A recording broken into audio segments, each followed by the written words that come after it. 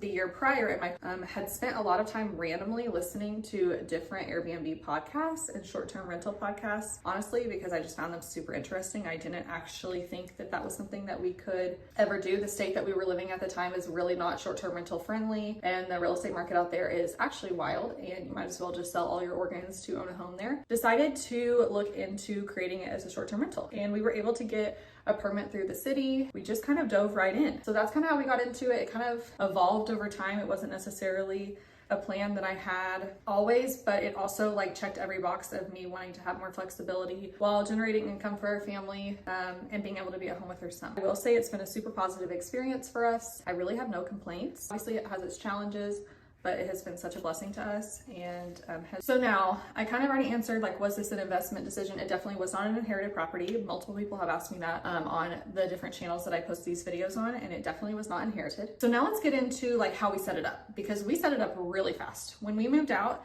it was like late August, very early September when we closed on our home that I'm standing in now. And football season was approaching, and I was hell-bent on getting this property listed for football season. I knew that that was going to be a big revenue generator, and we needed to be able to pay down the credit we had built for furnishing the home. So we really got it furnished in like a month, pretty passively while we lived there, while we were moving, unpacking our own personal boxes. We also worked on this other property. It was a fun but interesting project to do. If you've ever seen kind of memes about building furniture from IKEA with your husband, there were definitely moments like that. But there were also some really amazing memories. And we created this beautiful space that I'm so proud of. A question I get asked often is like, where did we buy these furnishings? So, which I love that question, because I had to get really creative with the budget that we had, and everything is so dang expensive right now. So one place we bought is the obvious Amazon.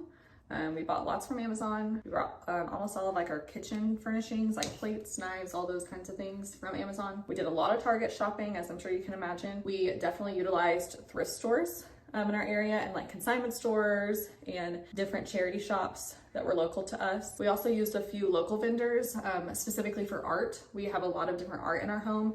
We live close to some big like art museums, and I kind of found inspiration from there. And so we bought some local art, not some, a lot. And then a lot of our furniture was from a local furniture warehouse, and they worked with us so well and kind of helped create my vision that I was seeking, something really cozy but really good quality. We ordered from like Pottery Barn, West Elm. We have a lot of West Elm bedding, and then my favorite, Amy Selke, which is a like higher end bedding line.